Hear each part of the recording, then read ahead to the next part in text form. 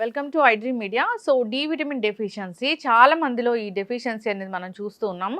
అయితే న్యాచురల్గా ఏం చెప్తారంటే సూర్యరశ్మి ఎండకి ఎక్స్పోజ్ అవుతే కనుక డి విటమిన్ వస్తుంది, అబ్జార్ప్షన్ ఉంటుంది అని. సో అలా కూర్చున్నా కానీ చాలా మందికి డి విటమిన్ డెఫిషియన్సీ ఉంటుంది. అది ఎందుకు? మరి న్యాచురల్గా దీన్ని మనం పొందడం ఎలాగా? వివరాలు తెలుసుకుందాం. ఈరోజు మనతో పాటు ఉన్నారు ప్రముఖ vegetable therapist and sun spiritual society founder Vikramaditya Guruji గారు. గురుగారు నమస్కారం అండి. సూర్యోస్మితల్లి. ఉదయాన్నే నిద్ర లేవాలి. సో, సూర్య స్నానం ఉంటుంది. దాన్ని మనం పాటించాలి. దానివల్ల డి విటమిన్ డెఫిషియన్సీ అనేది ఉండదు అని చెప్తూ ఉంటారు మీరు. అయితే జనరల్‌గా చాలామంది ఇలాంటివి పాటించినా కానీ డి విటమిన్ అనేది డెఫిషియన్సీ వస్తూ ఉంది అని చెప్తున్నారు. ఎందుకు? ఎండలో ఏ టైంలో ఉండాలి? ఎంతసేపు ఉండాలి? ఎలాంటి జాగ్రత్తలు తీసుకుంటే మనం న్యాచురల్‌గా డి విటమిన్‌ని పొందవచ్చు? ప్రధానంగా సన్ స్పిరిచువల్ సొసైటీ అని పెట్టడానికి ప్రధానమైనటువంటి కారణం యావత్ ప్రపంచము కూడా సూర్యుడి మీద ఆధారపడి జీవనాన్ని సాగిస్తున్న వాళ్ళమే. అంటే నేను ఆధ్యాత్మిక స్పిరిచువల్ సొసైటీ అంటే ఆధ్యాత్మిక సంస్థ అది. మరి స్పిరిచువాలిటీకిని ఆహారానికి ఏంటి సంబంధం? ఆహారమే ఔషధం, హ్మ్. ఆరోగ్యమే మహాభాగ్యం. అంటే ఎప్పుడూ కూడా భారతదేశం ఎప్పుడూ కూడా ఆధ్యాత్మికతకి అంటే ఒక భక్తి పారవస్యాలకి నిన్ను తీసుకెళ్ళడానికి నువ్వు ముందు భౌతికంగా బాగుండాలి. హ్మ్. భౌతికంగా ఎప్పుడైతే బాగున్నావో హ్మ్. మానసికంగా కూడా పరిణితి చెందుతావు. హ్మ్. ఫిజికల్ డెఫిషియన్సీ ఉన్న వ్యక్తి, అంగవైకల్యంతో బాధపడుతున్న వ్యక్తి హ్యాపీగా ఉండలేడు హ్మ్. మానసికంగా. హ్మ్. ఏదో ఒక అంటే ఈ వైకల్యం దాని మీద ప్రభావాన్ని చూస్తుంది. అది తనని ఇంకొక దాంట్లో స్ట్రాంగ్ చేస్తుంది. అది అది వేరే విషయం. ఇక్కడ వైకల్యం అనేది ఎంతో కొంత ప్రభావాన్ని హ్మ్. ఎప్పుడో ఒక చోట చూపిస్తూ ఉంటుంది. ఇది అంటే ప్రకృతి పరంగా వచ్చేది. ఈ మానసిక పరిపక్వత రావడం కోసం అలాంటి వ్యక్తుల్లో కూడా ఆ వైకల్యాలన్నిటిని కూడా తీసి ఎదరకు వెళ్ళి నీ జీవితానికి ఒక సార్థకత ఉంది. హ్మ్. దాంట్లో నువ్వు పట్టుని సాధించు. హ్మ్. ఉన్నత స్థితికి వెళ్ళు. ఒక చిన్న మైనస్ హ్మ్. ఇంకొక ప్లస్‌కి కారణం అవుతుంది. హ్మ్. దాన్ని ఎదరకు తీసుకెళ్ళడం ఆ మనిషిని ప్రేరేపించడానికి ప్రధానమైనటువంటి కారణం సూర్యుడు. హ్మ్.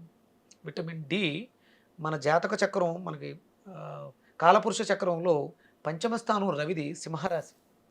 అది ఈ విటమిన్ డి, డిఎన్ఏని అలాగే మన మజిల్ వ్యవస్థని బాగు చేసుకోవడానికి ఉపయోగపడుతుంది. హ్మ్. ఒక ఇద్దరి మధ్య సత్సంబంధాలు బావుండాలంటే ఇద్దరిలోనూ ఉండవలసిన క్వాలిటీ ఏంటమ్మా? ఎప్పుడన్నా అబ్జర్వ్ చేశారా? ఒక తల్లి బిడ్డను ప్రేమిస్తుంది. హ్మ్. ఆ బిడ్డ రావడానికి ముందు భర్తను ప్రేమించుంటుంది. అంటే ఇక్కడ ప్రేమ అనే బీజం ఆ మనిషిని అంటే ప్రేమంటూ ఉంటే అది ఎవరికైనా పంచడానికి అవకాశం హ్మ్. ఉంటుంది. హ్మ్. ప్రేమే లేదు. హ్మ్. ఎవరికేం పంచుతాం? పెళ్ళానికి ఇప్పుడు తల్లిని బాగా చూసుకుంటున్నాడు అంటే పెళ్ళాన్ని బాగా చూసుకుంటాడు. పెళ్ళాన్ని బాగా చూసుకుంటున్నాడంటే తల్లిని కూడా బాగా చూసుకుంటాడు. హ్మ్. ఒకవేళ అంటే చిన్న చిన్న గొడవలొస్తాయి. పెళ్ళాన్ని కొంగుబట్టు తిరుగుతున్నాడు, అందుకే తల్లిని బాధిస్తున్నాడు అని హ్మ్. అనుకుంటారు. హ్మ్. కానీ కొన్ని కారణాలు అంటే ఈ భార్యల్లో వచ్చేటువంటి చిన్న వెలితి నా అత్తగారు నా మొగుడిని కొంగు కట్టు తిప్పు ఆ తల్లి చాటు తిప్పుకుంటుంది. నా హ్మ్. భర్త నాకు దగ్గరకు రానివ్వట్లేదు అని అపోహలు దూరాన్ని తీసుకొస్తాయేమో గానీ సహజంగా తల్లిని ప్రేమించే ప్రతి వ్యక్తి కూడా భార్యను కూడా అంత ప్రేమిస్తాడు. హ్మ్. భార్యను ప్రేమిస్తున్న ప్రతి వ్యక్తి కూడా పిల్లల్ని కూడా అంటే తనలో ప్రేమ ఉంది కాబట్టి తన ప్రేమని తన వరకు అంటే స్వార్థపూరితంగా తన వరకు బాగా చూసుకుంటాడు. ఇంకొంచెం ఎక్కువ ఉన్న వ్యక్తి అంటే దాన్ని మ్యాన్ లవ్, హ్మ్. హ్యుమానిటీ లవ్ అంటారు. హ్మ్. అది దానికి ఒక పరిణితి ఉంటుంది. నా అనేవాళ్ళు. ఇక డివైన్ లవ్ అంటే హ్మ్. దాని అన్‌లిమిటెడ్. హ్మ్. భగవంతుడి ప్రేమ వ్యాప్తమై ఉంటుంది. హ్మ్.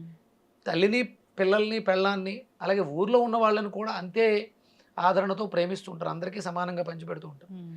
ఏంటంటే డివైన్ అంత గొప్ప శక్తి కలిగింది. అందుకనే ఆధ్యాత్మికత అనేది కావాలి.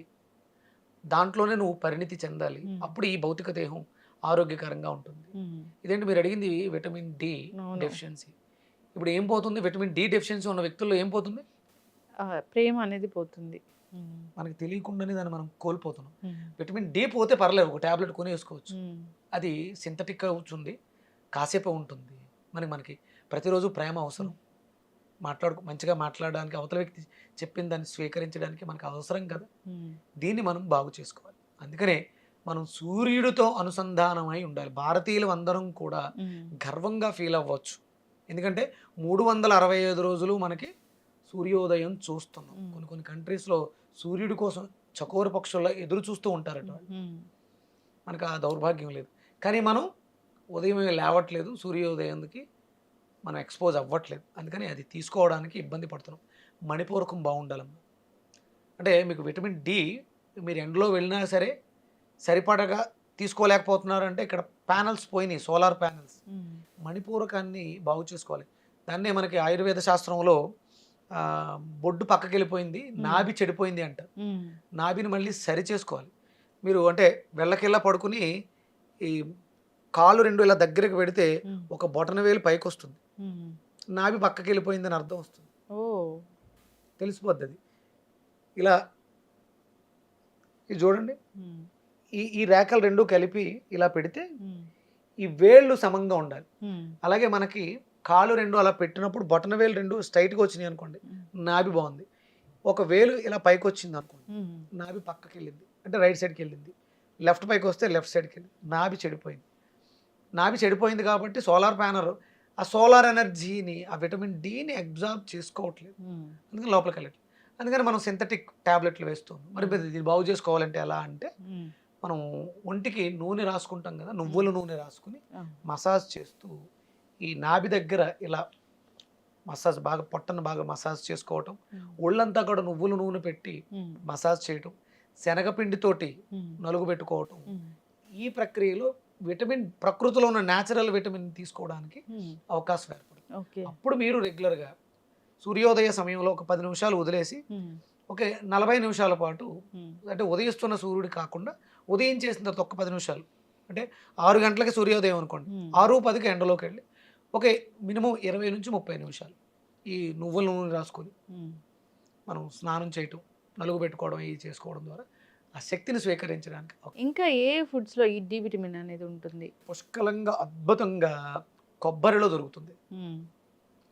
అలాగే మణిపూరకం పాడైంది కాబట్టి, ప్రేమ విషయంలో సఫర్ అవుతున్నాం కాబట్టి, అంటే ప్రపంచంలో స్వార్థం ఎక్కువైంది, ప్రేమ తక్కువైంది. మంచి గుమ్మడికాయని జ్యూస్గా తీసుకోవడం ద్వారా ఈ సమస్య విటమిన్ డిని రిసీవ్ చేసుకునే కెపాసిటీని పెంచుకోవచ్చు. కోల్పోయినటువంటి ప్రేమని వ్యక్తుల దగ్గర మన సొసైటీలో మనం కోల్పోయాం వాళ్ళని, మనం దాన్ని మళ్ళీ తిరిగి బాగు చేసుకోవడానికి శ్రావణ మాసం చాలా ఉత్తమమైన. మనం ఈ శ్రావణ మాసంలో లక్ష్మీదేవిని మనము శ్రావణ శుక్రవారం వ్రతాలు అవి చేస్తాం. అక్కడ చూడండి గ్యాదరింగ్ ఉంటుంది. మీ ఇంట్లో మీరు వరలక్ష్మి పూజ చేసుకుంటారు, సాయంత్రం 10 మంది ముత్తైదువులను పిలిచి తాంబూలం ఇస్తారు. ఇక్కడ చూడండి, అది ప్రేమ కదా. అంటే చుట్టుపక్కల ఉన్న వాళ్ళ నైబర్స్ని కూడా కలపడానికి శ్రావణ మాసాన్ని ఈ రకంగా వినియోగించుకోవడం ద్వారా మనలో ప్రేమ పెరుగుతుంది. ఆ ప్రేమ పెరగడం ద్వారా మనకు కావాల్సినటువంటి ఆ విటమిన్స్, మినరల్స్ని సూర్యుడి నుంచి వస్తున్నటువంటి ప్రాణశక్తిని స్వీకరించడానికి ఉపయోగపడుతుంది. ఖచ్చితంగా గురుగారు చాలా చక్కగా చెప్పారండి. నిజంగా ఏదైనా పండుగలు ఇలాంటి మన ఈ కస్టమ్స్ అండ్ క్యాన్సర్ ఇలాంటివి ఉన్నాయనుకోండి, ఖచ్చితంగా దాని వెనక సైంటిఫిక్ రీజన్ ఉంటుంది. ఖచ్చితంగా ఆచరించాలి, ఆ టైంలోనే పాటించాలి, అలాంటి ప్రసాదాలే తీసుకోవాలి అంటే కూడా దాని వెనక కూడా సైంటిఫిక్ రీజన్ ఉంటుంది. సో యాజ్ ఇట్ ఈస్గా వాళ్ళు చెప్పిన విధంగా పాటిస్తే చాలు, మనం ఆరోగ్యంగా ఉంటాం. చక్కటి ఇన్ఫర్మేషన్ గురుగారు డి విటమిన్ గురించి. ధన్యవాదాలు. సూర్యోస్మిత.